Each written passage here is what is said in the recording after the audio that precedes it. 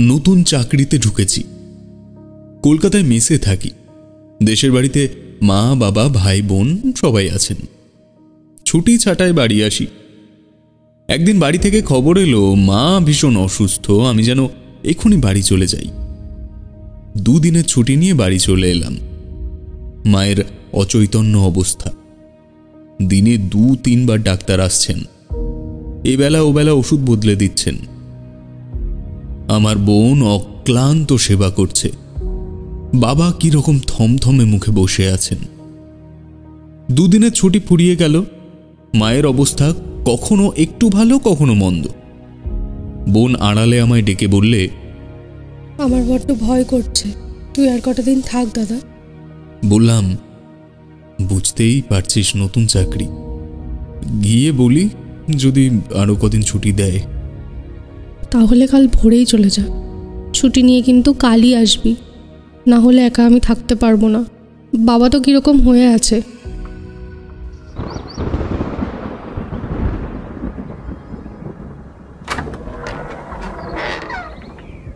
ভোর 5টায় উঠে রওনা হলাম। ভাদ্র মাস, সারা রাত্রি বৃষ্টি হয়েছে। রাস্তায় কোথাও কোথাও জল জমে আছে। আকাশ এখনো কালো, যে কোনো মুহূর্তে বৃষ্টি নামতে পারে। বোধহয় এই রকম দিন বলেই রাস্তায় একটা ঘোড়ার গাড়ি বা রিক্সা নেই।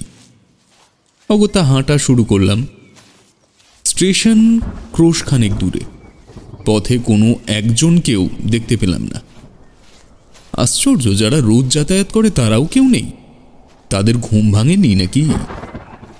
মনটা খুবই চঞ্চল। যদিও আজই ফিরব, তবু কেমন যেন ভয় করছে। ফিরে এসে দেখতে পাবো তো?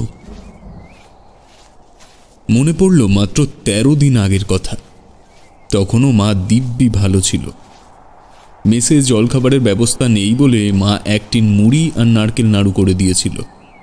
বলেছিল, এবার যখন আসবি খালি টিনটা মনে করে আনবি, আবার মুড়ি দেব। সেই এলাম, কিন্তু মায়ের সঙ্গে কথা হলো না। মা ঘুমোচ্ছে তো ঘুমোচ্ছেই। হঠাৎ একটা শব্দ পেয়ে পেছনে তাকাতেই লাফিয়ে সরে এলাম। আর সেই মুহূর্তেই একটা ঘোড়ার গাড়ি কিছু প্যাসেঞ্জার নিয়ে টক বগিয়ে গায়ের পাশ দিয়ে বেরিয়ে গেল। আর একটু হলেই চাপা পড়ে মরতাম। গাড়িটা যে আসছে দূর থেকে তার শব্দ পাওয়া উচিত ছিল। বোধহয় অন্যমনস্কতার জন্যই শুনতে পাইনি। যাক, গাড়িতে লোক দেখে বুঝলাম ডেইলি প্যাসেঞ্জাররা বেরোতে শুরু করেছে। কিন্তু কটা বাজলো, যা ঘড়িটাও ফেলে এসেছি। মুরুব্বে জোরে জোরে হাঁটা শুরু করলাম। তখন এখনকার মতো শার্ট ট্রাউজারের চল হয়নি। পরনে ধুতি আর পাঞ্জাবি, কাঁধে একটা ব্যাগ। সাবধানে জল কাদা মাচিয়ে হাঁটছি। আকাশে মেঘ ডেকেই চলেছে, কিন্তু আবার বাধা। খাকি রঙের হাফ প্যান্ট পরে গেঞ্জি গায়ে আমার বাল্যবন্ধু দুর্গা দাস সদা ঘুম ভাঙা চোখে ওদের রকে বসে দাঁতন করছে। আমার দিকে চোখ বড় বড় করে তাকিয়ে হাসি হাসি মুখে বলল, এত ভোরে কোথায়? অগত্যা আমাকে দাঁড়াতে হলো আর মায়ের অসুখের কথা বলতে হলো। বলতে গিয়ে আমার গলার স্বরটা মিইয়ে গিয়েছিল। ও আমার মাকে ভালো করেই চেনে। কতদিন আমাদের বাড়ি এসেছে। আমার কথা শুনে ও দুঃখ পেল, যেন একটু চিন্তিতও মনে হলো। বলল, আজ না গেলেই ভালো করতে। বুকটা ছ্যাঁত করে উঠল। তাহলে আজ বেরিয়ে কি ভুল করলাম? সামলে নিয়ে বললাম, কি করব, নতুন চাকরি। আজই ফিরবে কিন্তু। ও আমাকে কেমন একরকম অপরিচিত গলা স্বরে হুঁশিয়ারি দিয়ে দিল। আজ অবশ্যই ফিরবে। হ্যাঁ, ফিরব, চলি বলে দ্বিগুণ জোরে হাঁটতে লাগলাম। ওই যা, দুর্গাদাসের কাছের থেকেও তো সময়টা জেনে নিতে পারতাম। আজকে সবই কেমন গোলমাল হয়ে যাচ্ছে। না, হুঁশিয়ারি করে চলাফেরা করতে হবে। কেমন যেন মনটা করছে আজ আমার নিজেরই কোনো দুর্ঘটনা না ঘটে। ঠিক সময়ে স্টেশনে এসে পৌঁছালাম। ট্রেন তখন ঢুকছে। তাড়াতাড়ি টিকিট কাটলাম। পাশ থেকে পরিচিত একজন বললে, কি ব্যাপার, চুচুড়োর টিকিট চাইলে যে? চুচুড়ো? চমকে উঠে টিকিটটা দেখলাম। তাই তো, অন্য মনস্কভাবে চুঁচুড়ার টিকিট কেটে ফেলেছি। তাড়াতাড়ি টিকিটটা বদলে হাওড়ার টিকিট কেটে নিলাম। আবার মনে খচখচানি, হঠাৎ চুঁচুড়োর টিকিট কাটতে গেলাম কেন? ততক্ষণে ট্রেন প্ল্যাটফর্মে ঢুকে গেছে। গার্ড সবুজ নিশান নাড়ছে। আমি দৌড়ে যে বগিটা সামনে পেলাম তাতেই উঠে বসলাম। জানলার ধারে একটা সিটও পেয়ে গেলাম। আমি যেই আরাম করে বসলাম অমনি মাথার মধ্যে যেন ইলেকট্রিক শক খেলাম। তাই তো, কি ব্যাপার হলো? স্টেশনে আসার পথে কার সঙ্গে কথা বললাম? ওই যে ছেলেটি খাকি হাফ প্যান্ট পরে গেঞ্জি পরে দাঁতন করছিল, ও কে? আমার বন্ধু দুর্গাদাস বন্দ্যোপাধ্যায়। সত্যি কি দুর্গাদাস? কিন্তু ও তো অনেক দিন মারা গেছে। ও আর আমি এক ক্লাসে পড়তাম। কি করে যেন মরল? হ্যাঁ, গাছ থেকে পড়ে। সবই তো স্পষ্ট মনে পড়ছে। তাহলে যে ওর সঙ্গে মাত্র 15 মিনিট আগেও সামনাসামনি কথা বললাম। প্রত্যেকটি কথা এখনো মনে পড়ছে। ওর শেষ কথা, আজই ফিরবে কিন্তু। তবে কি ও মারা যায়নি? নিশ্চয়ই মারা যায়নি। কি লজ্জার কথা! একটা জলজ্যান্ত মানুষকে এতদিন মৃত বলে জেনে রেখেছিলাম। অবশ্য দোষ আমারও খুব নয়। এক ক্লাসের ছাত্র হলেও ও পড়তো অন্য স্কুলে। ওর বাড়িটাও ঠিক আমাদের পাড়ায় নয়। ওর সঙ্গে যেটুকু দেখাশোনা হতো তা ফুটবল খেলার মাঠে। খেলার পর কখনো কখনো একসঙ্গে গল্প করতে করতে ফিরতাম, এই পর্যন্তই। ট্রেন তখন ছুটেছে বলাগড় জিরাট পার করে ব্যান্ডেলের দিকে। এই ট্রেনে কত দিন গিয়েছি, কত চিন্তা মাথায় নিয়ে হাওড়া পৌঁছেছি। কিন্তু আজ হঠাৎ ওই দুর্গাদাস আমায় ভাবিয়ে তুলল। কবেকার কত কথা মনে পড়তে লাগলো। ওর বাবার ছিল ঘোড়ার গাড়ির কারবার। 4খানা গাড়ি ছিল, দারুণ তেজি ঘোড়া ছিল 8টা। মেমারি বর্ধমান রাস্তাটা তখন দামোদরের বন্যায় ক্ষতবিক্ষত। তাই ওই লাইনে যে বাস চলতো তা সাময়িকভাবে বন্ধ হয়ে গেল। দুর্গাদাসের বাবা সময় বুঝে ঝাঁপিয়ে পড়লেন। সাতগেছেতে একটা আস্তানা করে 2খানা গাড়ি লাগিয়ে দিলেন। বাকি গাড়ি খাটাতে লাগলো এই শহরে।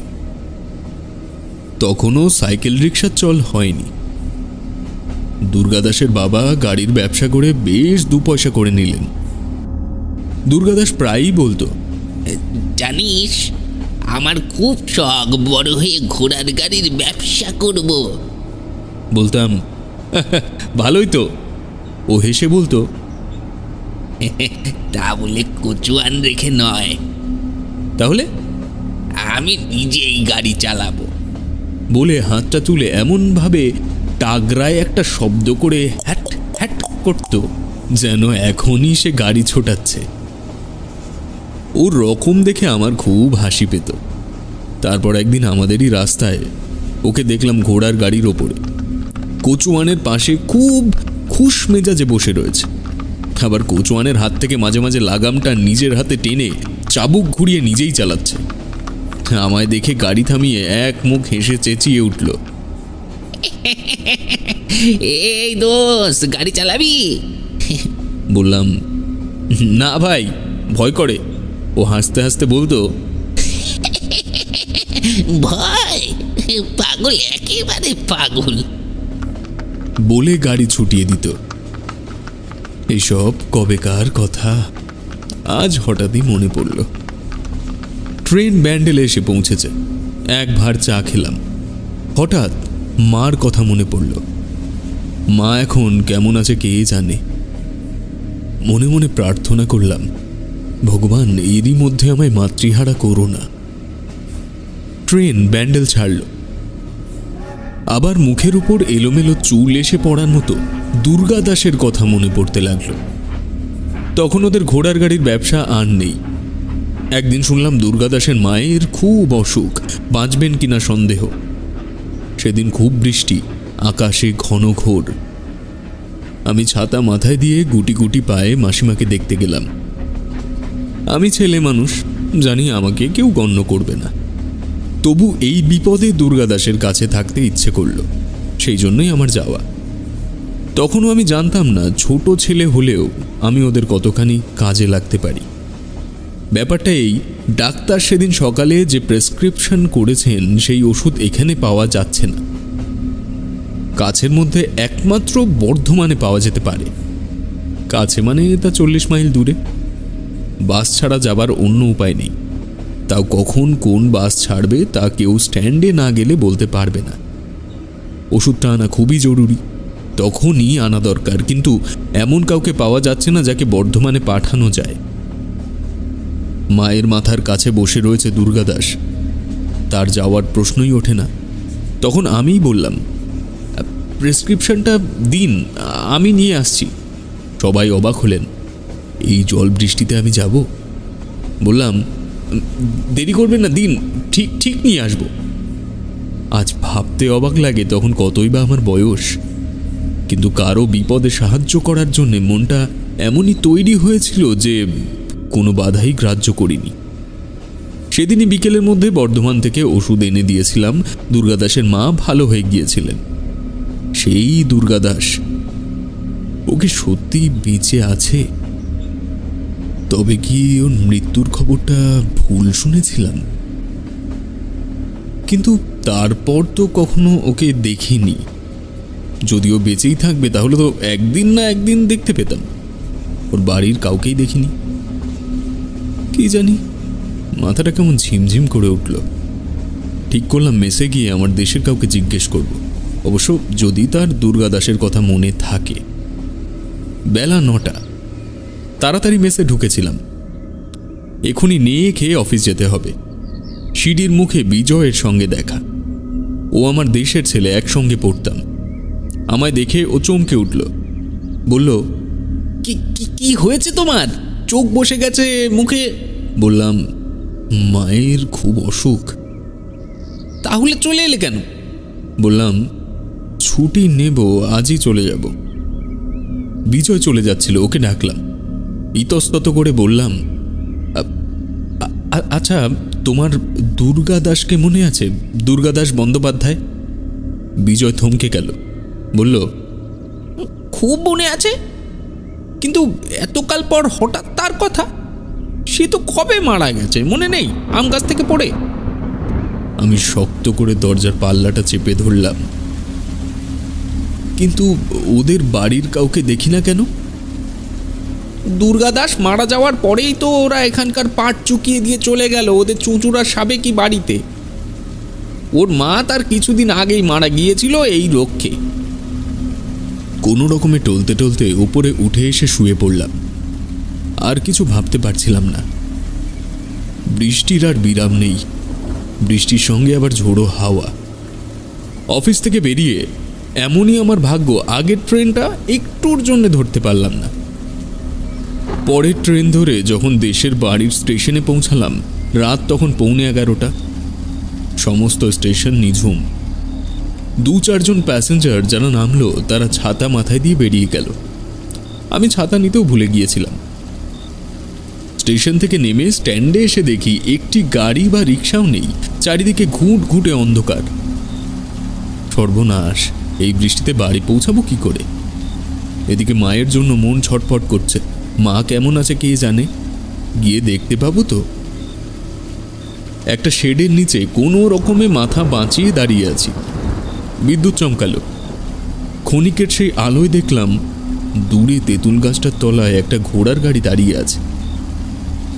ছুটলাম, কাছে গিয়ে দেখি গাড়ি আছে, ঘোড়া দুটো ভিজছে বটে, কিন্তু গাড়োয়ান নেই। নিশ্চয়ই কাছে পিঠে কোথাও আছে মনে করে কোচোয়ান কোচোয়ান বলে কয়েকবার চিৎকার করলাম, কিন্তু কেউ এলো না। আবার বিদ্যুৎ চমকালো। দেখলাম পুকুরের জল রাস্তায় উঠে সব একাকার করে দিয়েছে। কোথাও কোনো প্রাণীর অস্তিত্ব নেই। কি করব, কিভাবে বাড়ি পৌঁছাবো ভাবতে ভাবতে কান্না পেল। এত কাছে এসেও মাকে দেখতে পাবো না। এমনই সময় ঠিক পেছনে ছপাত ছপাত শব্দ। কেউ যেন রাবারের জুতো পরে জলের ওপর দিয়ে হেঁটে আসছে। ফিরে দেখি মাথায় হুড নামানো রাবারের টুপি, গায়ে ওয়াটারপ্রুফ একটা লোক এসে দাঁড়ালো। উঠে পড়ুন বাবু বলে যেন আদেশ করেই লোকটা কচুয়ানের আসনে উঠে বসল। কত ভাড়া দিতে হবে, কোথায় নিয়ে যেতে হবে, এসব কিছুই বলার সময় পেলাম না। গাড়ি চলতে শুরু করে দিয়েছে। গাড়ি তো ছুটছে না, যেন উড়ে যাচ্ছে। শুধু 4টে চাকার ধাক্কায় রাস্তার জল দুভাগ হয়ে চারিদিকে ছিটকে পড়ছে। এদিকে ঝোড়ো হাওয়া। 10 মিনিটেরও কম সময়ে একেবারে বাড়ির সামনে গাড়ি এসে দাঁড়ালো। কচুয়ান তার আসন থেকে নেমে এসে দরজা খুলে দিল। আমি ভিজতে ভিজতেই পার্স খুলে টাকা দিতে যাচ্ছিলাম। কচুয়ান বলল, আগে বাড়ি ঢুকুন, তারপর টাকা দেবেন। দরজা ঠেলতেই বোন এসে দরজা খুলে দিল, মুখে উদ্বেগের ছাপ। উফ, এসে পড়েছিস? খুব ভাবছিলাম রে। মা? সন্ধ্যাবেলা অবস্থা একটু খারাপ হয়েছিল, এখন ঠিক আছে। তুই আয়, উপরে আয়। দাঁড়া, ভাড়াটা দি। বলে টাকা দিতে গিয়ে দেখি কচুয়ান নেই, শুধু খালি গাড়িটা দাঁড়িয়ে আছে দোরগোড়ায়। আরে কচুয়ান গেল কোথায়? হাঁক ডাক করেও তো সাড়া পেলাম না। বোন বলল, নিশ্চয় চেনা কচুয়ান, কাল ভোরে এসে ভাড়া নিয়ে যাবে। তুই জামা কাপড় ছাড়বি, চল। উপরে উঠে এলাম। একটু পরেই নিচে গোলমাল, কে যেন কি বলছে। কি ব্যাপার জানবার জন্য নিচে নেমে এলাম। দেখি লুঙ্গি পরা, গেঞ্জি গায়ে, মাথায় গামছা জড়ানো একটা লোক। তাকে খুবই বিভ্রান্ত দেখাচ্ছে। সে যা বলল তা শুনে আমার তো হাঁ। ওই লোকটাই আসল কচুয়ান। বৃষ্টিতে প্যাসেঞ্জার নেই বলে স্টেশনে ঘুমোচ্ছিল। তারপর গাড়ি নিয়ে বাড়ি যাবে বলে এসে দেখে গাড়ি নেই। নিশ্চয়ই কোনো গাড়ি চোর গাড়ি নিয়ে পালিয়েছে ভেবে সে পাগলের মতো ছুটতে ছুটতে এসে দেখে গাড়িটা এখানে পড়ে আছে। চোর উধাও। যাই হোক, গাড়ি যে ফিরে পেয়েছে এতেই সে খুশি। গাড়ি নিয়ে কচুয়ান চলে গেল, কিন্তু চোরের মীমাংসা হলো না। একটা কথা অস্পষ্টই থেকে গেল, যদি সে চোরই হয় তাহলে আমাকে গাড়িতে ডেকে তুললই বা কেন, আর কেনই বা ভাড়া না নিয়ে চলে গেল। বুঝলাম ছোকরাটা কচুয়ান নয়, চোরও নয়, কোনো মহৎ যুবক। তাকে আর কোনোদিন দেখতে পাবো কিনা জানি না, তাই মনে মনে তাকে সকৃতজ্ঞ নমস্কার করলাম। ঘুমোবার আগে কিছু একটা বই পড়া আমার অভ্যাস। আলমারি থেকে একটা পুরনো গল্পের বই টেনে নিয়ে পড়তে গেলাম। ঠক করে কি যেন বুকের ওপর পড়ল। দেখি মাথায় হুড নামানো রাবারের টুপি আর ওয়াটারপ্রুফ গায়ে 18-19 বছর বয়সের একটা যুবকের ছবি। ভালো করে দেখলাম ছবিটা আমার বন্ধু দুর্গা দাসের। কোনো এক সময়ে ছবিটা ও আমায় দিয়েছিল ওকে মনে রাখার জন্য। আশ্চর্য, ছবিটা এতদিন কোথায় ছিল? ভাবতে ভাবতে আর একটা কথা মনে হতেই শিউরে উঠলাম। ওয়াটারপ্রুফ গায়ে কচুয়ানটি তাহলে কে? ঠিক এরকমই আরেকটি ঘটনা আমার জীবনে ঘটেছিল। সেটি আমাদের গ্রামের কালুদার সাথে। এই ঘটনা হয়তোবা আপনারা কেউ কেউ জানেন, আবার কেউ কেউ জানেন না। তবে সে দিনের কথা মনে পড়লে আজও বুকের ভেতরটা শুকিয়ে যায়। তাহলে বলি, শুনুন। হাওড়ায় বিখ্যাত কালো সেনের নাম কে না শুনেছে? এত বড় একজন যাত্রা দলের ক্ল্যারিওনেট বাদক তখনকার দিনে আর কেউ ছিল না। কালো সেনের ক্ল্যারিওনেট ছাড়া জমতই না কোনো যাত্রার আসর। তা সেই কালো সেন একবার ভূতের পাল্লায় পড়েছিলেন। কিরকম? শোনো তাহলে গল্পটা। আমি শুনেছিলাম আমার মামা, যাত্রা জগতের এক দিকপাল অভিনেতা চণ্ডী ব্যানার্জির কাছের থেকে। সেবার মসলন্দপুরের কাছে কোনো এক গ্রাম থেকে যাত্রার বায়না এসেছিল আমাদের। কোনো এক গ্রাম বলছি এই কারণে যে গ্রামের নামটা আমার ঠিক মনে নেই। তখন বৈশাখ জ্যৈষ্ঠ মাস, প্রচণ্ড গরমের দিন। সেই গ্রামে 24 প্রহরার হরিসভা উপলক্ষে যাত্রা। আমরা সবাই শিয়ালদা থেকে ট্রেনে রওনা হলাম মচলন্দপুরের দিকে। কয়লার ইঞ্জিনের গাড়ি, ঝিকিঝিকি করে ছুটে চলল গাড়িটা। আমাদের দলের সমস্ত অভিনেতা এবং অন্যান্য কলাকুশলীরা আছেন, নেই শুধু কালুদা। কালুদা আমাদের অনেক আগে সকালের গাড়িতে চলে গেছেন। তার কারণ এই লাইনেই কোথায় যেন তার মেয়ের বাড়ি। তার সঙ্গে একটু দেখা করে মচলন্দপুর স্টেশনে হাজির হবেন, এই রকমই কথা ছিল। তা ট্রেনে যেতে যেতে আমরা দেখতে পেলাম ঘন কালো একটা মেঘ ধীরে ধীরে আকাশটা ছেয়ে ফেলছে। দুপুর গড়িয়ে বিকেল হয়েছে তখন, কিন্তু সেই বিকেলেও যেন সন্ধ্যের অন্ধকার ঘনিয়ে এলো। তবে যে প্রচণ্ড গরমে হাঁসফাঁস করছিলাম আমরা, তার থেকে কিন্তু অব্যাহতি পেলাম। খানিক বাদেই ঝড় উঠল, কাল বৈশাখীর ঝড়। ঝড়ের গো গো শব্দ মনে হলো ট্রেনটাকে উড়িয়ে নেবে বুঝি। আমরা ধুলোর হাত থেকে বাঁচবার জন্য ট্রেনের জানলার কাচ উঠিয়ে দিলাম। একটু পরেই শুরু হলো বৃষ্টি, সেই সঙ্গে ন্যাপথালিনের মতো শিল। যত দূর চোখ যায় শুধু বরফের আস্তরণ। তবু তারই মধ্যে আমরা সন্ধ্যের মুখে মচলন্দপুর ট্রেন থেকে নামলাম। অত জল ঝড়েও দুটি গরুর গাড়ি আমাদের জন্য অপেক্ষা করছিল। আমরা স্টেশনের ওয়েটিং রুমে গিয়ে বসতেই যাত্রার আয়োজকরা এসে দেখা করলেন আমাদের সঙ্গে। বৃষ্টি তখনও পড়ছিল এবং বেশ ঝিমঝিমিয়ে। কাজেই সেই বৃষ্টি মাথায় নিয়ে বেরোনোর কোনো প্রশ্নই ছিল না।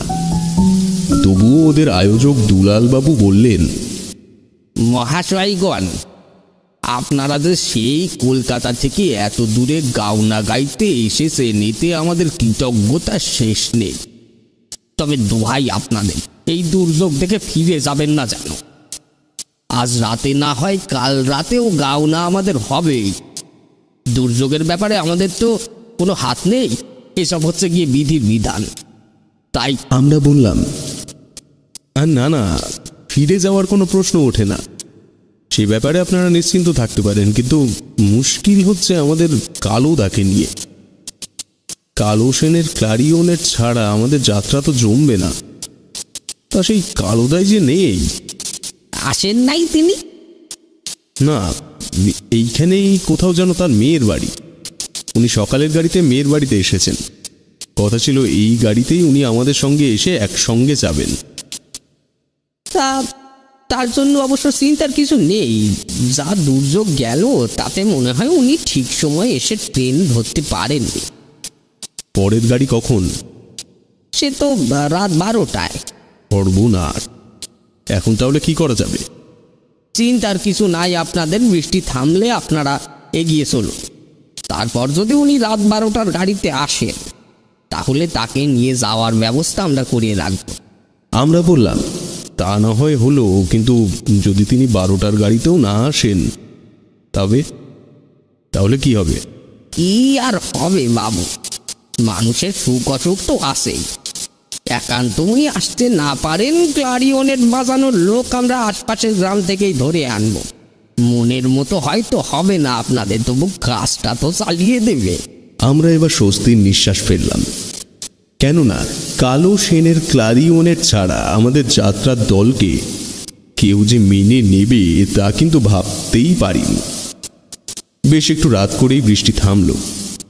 বৃষ্টি থামলে আমাদেরও যাওয়ার পালা। তা আমরা যখন যাওয়ার তোড়জোড় করছি, তখন আমাদের অধিকারী মশাই বললেন, দেখুন মশাইরা, রাত যখন হয়ে গেল, আজ আর রাতে যাত্রা হওয়ার তো কোনো সম্ভাবনাই নেই। তখন আর একটু অপেক্ষা করে কালোদার জন্য 12টার গাড়িটা দেখেই যদি রওনা দিই তো ক্ষতিটা কি? আমার মনে হয় সেটা করাই ভালো। তাতে কালোদার কাছে আমাদের আন্তরিকতাটা বেশ ভালোই প্রকাশ পাবে। কি বলেন? অধিকারীর কথায় আমরা সবাই একমত। কেননা হাজার হলেও এটা একটা মানসিকতার ব্যাপার। এই দূর দেশে ভিন গায়ে দুর্যোগের রাতে একজন মানুষের জন্য অপেক্ষা না করে তাকে একা রেখে স্বার্থপরের মতো চলে যাওয়াতে কারো সায় ছিল না। তাই 12টার গাড়ি পর্যন্ত আমরা অপেক্ষা করলাম। কিন্তু না, অপেক্ষা করাটাই সার হলো আমাদের। 12টার গাড়িতেও কালুদা এলেন না। এটা কিন্তু একটা অঘটন, কেননা কালুদার অনুপস্থিতি এবং মধ্যরাতে সূর্যোদয় দুটোই অসম্ভব ব্যাপার। তবে কি কালুদার কিছু হলো? শরীর খারাপ করলো না তো? হাই প্রেশারের রোগী এমনিতেই, বলা তো যায় না। এমন সময় হঠাৎই এক চমকপ্রদ সংবাদ। এই ট্রেন থেকে এমন এক যাত্রী স্টেশনে নামলেন যিনি আমার পূর্ব পরিচিত। আমাকে দেখেই একগাল হেসে বললেন, চণ্ডীদা, এত রাতে কোথায়? বললাম, দেখতেই তো পাচ্ছ ভাই, যাত্রা গাইতে যাচ্ছি। তার জল ঝড়ের জন্য আটকে গিয়ে দেরি হয়ে গেল। কি আশ্চর্য, ঝড় জল তো অনেকক্ষণ থেমে গেছে। তা গেছে, তবে এই রাগের গাড়িতে আমাদের সঙ্গে কালুদার আসার কথা ছিল, তিনি আসেননি। তাই লাস্ট ট্রেনের অপেক্ষায় কালুদার জন্য বসেছিলাম আমরা। হায় কপাল, কালুদার আমি তো একসঙ্গেই এলাম, একই বগিতে। প্রাকৃতিক দুর্যোগের কারণে একটুর জন্য আগের গাড়িটা ধরতে পারেননি উনি, তাই দারুণ আফসোসও করছিলেন। এমন সময় শান্তিডাঙ্গার মাঠে গাড়িটা সিগন্যাল না পেয়ে থেমে গেল। একজন সহযাত্রীর কথা শুনে উনি নেমে পড়লেন। আসলে তোমরা যে গ্রামে যাচ্ছ সেই গ্রাম নাকি ওখান থেকে মাত্র মাইল 2 দূরে। আমরা হাই হাই করতে লাগলাম। কর্মকর্তারা বললেন, সর্বনাশ হয়ে গেছে মশাই, শান্তিডাঙ্গার 2 মাইল দূরে আমাদের গ্রাম, এটা ঠিকই, কিন্তু মুশকিল হচ্ছে যত সব ঠ্যাঙারে আর ডাকাতের ঘাঁটি ওই দিকে, ও পথে গেলে ওদের নজর এড়ানো অসম্ভব। ভদ্রলোক তো দেখছি বেখনে পড়বেন। আমি এবার ট্রেনের ভদ্রলোককে বললাম, আচ্ছা আপনি তো মশাই স্থানীয় লোক, কালুদা যখন পরের কথা শুনে নামলেন তখন আপনি কেন বাধা দিলেন না তাকে? অনেক বারণ করেছি চণ্ডীদা, কিন্তু উনি শুনলেন না। কি বললেন জানো? বললেন আজই হবে আমার শিল্প জীবনের পরীক্ষা। মৃত্যুর দূত যদি আমার সামনে এসে দাঁড়ায় আর আমার এই ক্লারিওনেটের জাদুতে যদি তাকে মোহিত করতে না পারি, তাহলে বৃথাই আমার সাধনা, আমি এখানেই নামবো। কর্মকর্তারা বললেন, বলেন কি মশাই, উনি তো দেখছি মহানুভব লোক, নিজের শিল্প সত্তার প্রতি এত বিশ্বাস, একটুও ভয় ডর নেই। অধিকারী বললেন, জাত শিল্পী কি আর ওসব ভয় ভীত হয় মশাই? আসলে এটা একটা গড পাওয়া। কর্মকর্তারা বললেন, তবে আমাদের মনে হয় যে লোকটি ওকে শান্তিডাঙ্গায় নামিয়েছে সে নিশ্চয়ই ডাকাতের লোক। ডাকাত না হলে এত রাতে কেউ ওখানে নামাবে না বা কাউকে নামতেও বলবে না। আর এই ডাকাতদের জন্যই রোজ রাতে গাড়িগুলো ওখানে থামে, না থামানো ছাড়া উপায়ও নেই। ওদের কথা না শুনলে রেল কর্মচারীগুলোও আচমকা যখন তখন মারধর খেয়ে মরবে। যাক, কালুদার কপালে কি আছে তা ভগবানই জানেন। এখন আমরা ভালোই ভালোই গ্রামে গিয়ে পৌঁছতে পারলে বাঁচি। আমরা সবাই গরুর গাড়িতে চললাম এবং কাদা মাটির পথ পার হয়ে অতি কষ্টে গ্রামেও পৌঁছালাম। চাঁদ ও তারায় আকাশ তখন ঝলমল করছে, দুর্যোগের চিহ্ন মাত্র নেই। তবে এই তো সত্যি, কালুদা গিয়ে পৌঁছাতে পারেননি। আমাদের সকলেরই মনে একটা আতঙ্ক জেগে উঠল। কালুদা কি তাহলে সত্যি ডাকাতের হাতে পড়লেন? তা যদি না পড়েন তাহলে এতক্ষণ কি করছেন কালুদা? যে পথে উনি এসেছেন সেই পথে আমরা পৌঁছাবার অন্তত 2 ঘন্টা আগে ওনার পৌঁছে যাওয়ার কথা। যাই হোক, সে রাত দেখতে দেখতে কেটে গেল। পরদিন সকালে কালুদার খোঁজে লোক গেল শানকিডাঙ্গার দিকে, কিন্তু না, কেউ কোনো খবরই দিতে পারল না কালুদার। আমরা দুঃখ ভরা মনে সে রাতে যাত্রার আসরে নেমে পড়লুম। অদ্ভুত ব্যাপার, কনসার্ট বেজে ওঠার সঙ্গে সঙ্গেই শোনা গেল কালো সেনের ক্ল্যারিওনেট। কি আশ্চর্য, কালো সেন নেই, কিন্তু তার ক্ল্যারিওনেট বাজে কোত্থেকে? ক্ল্যারিওনেট অবশ্যই বাজাচ্ছে এক গ্রাম্য লোক। সে বলল, মশাই, বেসুরো বাজনাদার বলে নেহাত নিরুপায় না হলে আমায় কেউ ডাকে না, কিন্তু এই আসরে বসে ক্লারিওনেটে মুখ দেওয়া মাত্রই সুর যে কিভাবে বেজে উঠেছে তা আমি বুঝতে পারছি না। আসলে এটা শুধু আমি আমার ঠোঁটে ছুঁয়ে রেখেছি, কিন্তু বাঁচাবার আগে আপন মনেই বেজে চলেছে। আমার সত্যি অবাক লাগলো। শুরু হলো যাত্রা, বাজতে লাগলো ক্লারিওনেট। সে কি অনবদ্য সুর, যেন মধু ছড়ছে সুরে সুরে। ভোরবেলা যাত্রা শেষ হলো। আমরা সেই দিনটাও সেই গ্রামে বিশ্রাম নিলাম।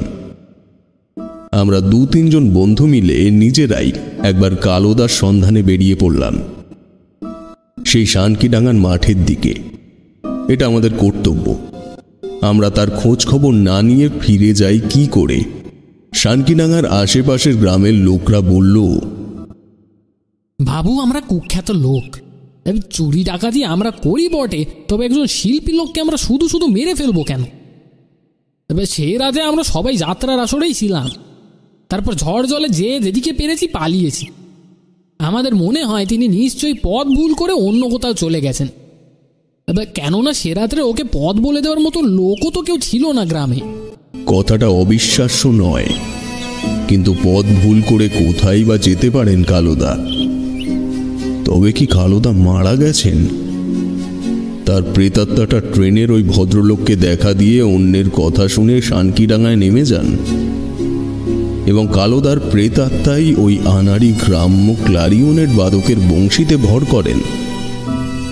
এই রকম ভেবে চিনতে ফিরে আসছি, হঠাৎই কানে এলো সেই সুর। বেশ ভালো করে কান পেতে শুনলাম দুরাগত সেই বংশীর ধ্বনি। আমার সঙ্গীদের বললাম, শুনছিস? শুনছি তো। কালো সেনের ক্লারিওনেট।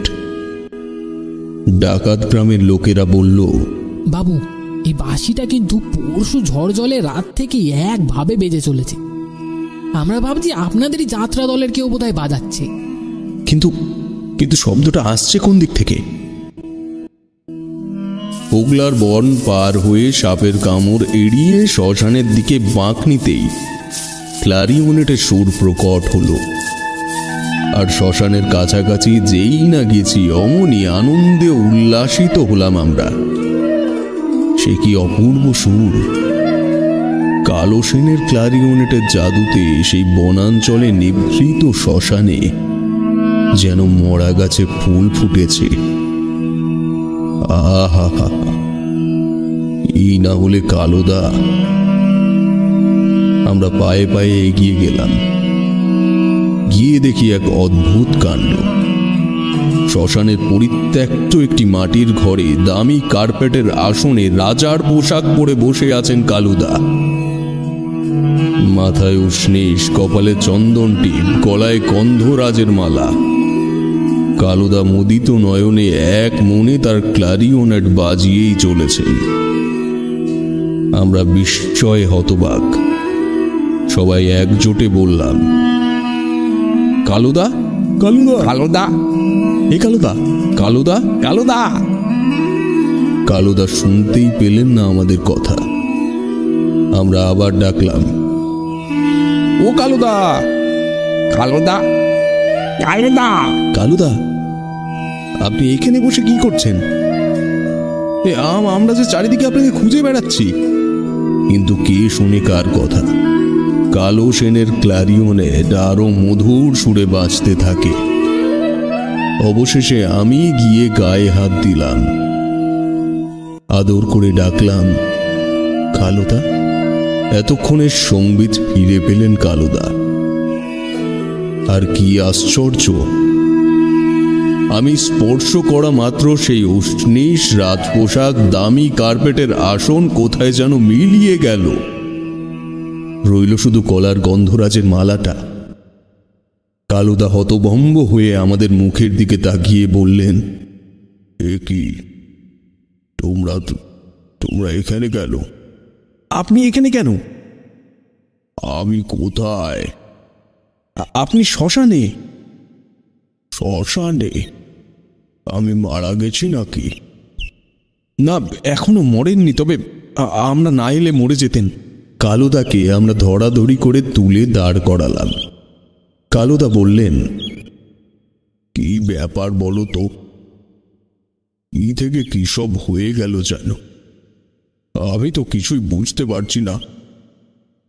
আর বুঝে কাজ নেই, আপনাকে যে আমরা ফিরে পেয়েছি এই আমাদের বাপের ভাগ্যি। এখন চলুন আমাদের সঙ্গে, একটু চান খাওয়া করে সুস্থ হবেন। কালুদা বললেন, খাওয়া? আমার যথেষ্ট হয়েছে খাওয়া, পরে সব শুনবো, এখন চলুন তো। আমরা কালুদাকে নিয়ে গ্রামে ফিরলাম। কালুদাকে ফিরে পেয়ে আমরা যত না খুশি, তার চেয়ে বেশি খুশি যেন গ্রামবাসীরা। কেননা তারা সবাই একটা মস্ত বড় বদনামের হাত থেকে বাঁচল। কালুদাকে ফিরে পেয়ে ওর একটু সেবা শুশ্রূষা করে জিজ্ঞাসা করলাম, একটু মনে করে দেখুন তো কালুদা, কি থেকে কি হলো? মানে আপনি কিভাবে ওই ভাঙা চালা ঘরে গিয়ে ঢুকলেন? না, কালুদা বললেন, সব মনে পড়েছে আমার। বলে তিনি যা বললেন তা হলো এই, সেদিন আমি যখন মেয়ের বাড়ি থেকে ফিরছি তখন পথে হঠাৎ ঝড় জলে আটকে গেলাম। সে কি দারুণ প্রাকৃতিক দুর্যোগ! সেই দুর্যোগ মাথায় নিয়ে যখন আমি স্টেশনে পৌঁছালাম তখন সবে ট্রেনটা প্ল্যাটফর্ম ছেড়ে বেরিয়ে যাচ্ছে। কি আর করি, পরের গাড়ির জন্য অপেক্ষা করতে লাগলাম। পরের গাড়ি 3 ঘন্টা পর, তবু বসেই রইলাম। তা গাড়ি এলো, চাপলাম। সহযাত্রীদের সঙ্গে আলাপ হতে তারা বললেন, আপনি বৃথায় চিন্তা করছেন, আজ রাতে এই পরিস্থিতিতে যাত্রা অসম্ভব, আপনি ধীরে সুস্থে নিশ্চিন্তে যান। আমিও তাই চললাম। হঠাৎ এক জায়গায় ট্রেনটা সিগন্যাল না পেয়ে থেমে গেল। একজন সহযাত্রী বললেন, এখান থেকে মাত্র 2 মাইল হেঁটে গেলেই আপনার গন্তব্যস্থল। তবে কিনা জায়গাটা ভালো নয়, ডাকাতের আড্ডা এখানে, রাতে এ পথে যাওয়া অসম্ভব। আমি বললাম, তাহলে আমি এইখানেই নামব। আমাকে অনেকেই ওখানে বারণ করলেন, কিন্তু আমি কারোর কথাই শুনলাম না। আমি সেই অন্ধকারের মাঠের মাঝখানে ট্রেন থেকে নেমে পড়লাম। সবে 2-1 পা এসেছি, এমন সময় দেখি মাঠের ওপর দিয়ে মশাল জেলে একটা পালকি বেয়ারা সমেত এসে হাজির হলো আমার সামনে। তারা বলল, এত রাতে আপনি কোথায় যাবেন? আমি আমার পরিচয় দিতেই আনন্দে লাফাতে লাগলো তারা। বলল, আরে আমরা তো আপনাকেই নিতে এসেছি। আমি বললাম, কিন্তু আমি যে এখানে নামবো তা আপনারা জানলেন কি করে? তারা বলল, জানতাম, কেননা ট্রেন তো এখানে থামে, তাই ভাবলাম যদি আপনি বুদ্ধি করে নেমে পড়েন তাহলে খুব ভালো হয়। আসুন আসুন বসুন। এই বলে আমাকে বসিয়েও নিল গাড়িতে। আমি নির্ভয়ে চেপে বসলাম তাতেই। এরপর ওরা আমাকে ওই বাড়িতে নিয়ে যায়। তারপর কত কি যে খেতে দিল তার ঠিক নেই। খাওয়া দাওয়া হলে ওরা বলল, আপনি অত্যন্ত গুণী লোক, আমাদের খুব ইচ্ছে যে প্রাণ ভরে আপনার একটু বাঁশি শুনি। আমি অবাক হয়ে বললাম, আপনারা কারা? ওরা বলল, আমরা যেই হই না কেন, আপনার কোনো ভয় নেই, আমরা কেউ কখনো ক্ষতি করব না আপনার, আপনি বাজান। আমি ক্লারিওনেটে ফুঁ দিলাম। তার সঙ্গে সঙ্গে দেখি কি এক অদ্ভুত কাণ্ড। শ্মশান সংলগ্ন সব কটা গাছের ডালের ভেতর থেকে দলে দলে সব ছায়ামূর্তিরা বেরিয়ে এসে নাচ শুরু করলো। আমার পোশাক পরিচ্ছদ সব পাল্টে গেল, আর আমিও যেন কেমন হয়ে গেলাম। সারা রাত ওরা নেচে নেচে ভোরবেলা মিলিয়ে গেল। এরপর দিনের আলোতেও আমি না পারলাম চোখ মেলতে, না পারলাম বাঁশি থামাতে। শুধু মাঝে মাঝে শুনতে পেলাম, বাজিয়ে যাও কালো সেন, বাজিয়ে যাও। এমন আমরা কখনো শুনিনি। এর পরদিন শেষ সন্ধ্যা হতেই আবার ওরা অন্ধকার থেকে বেরিয়ে এসে নাচ শুরু করলো। আমি ক্ষুধা তৃষ্ণা সবকিছু ভুলে গেছি ভাই। তাই এভাবে কদিন কেটেছে বলো তো? আমরা সব বললাম, তারপর বললাম, যে কদিনই কাটুক, ভগবানের দয়ায় আপনাকে যে ফিরে পেয়েছি এই ঢের। এখন ভালোই ভালোই পালাই তো চলুন। গ্রামবাসীদের সহায়তায় আমরা সেদিনই বিকেলের গাড়িতে কলকাতায় ফিরে এলাম। তবে এরপর থেকেই কালোদা দল ছেড়ে একা একা কোথাও বাজাতে চাননি।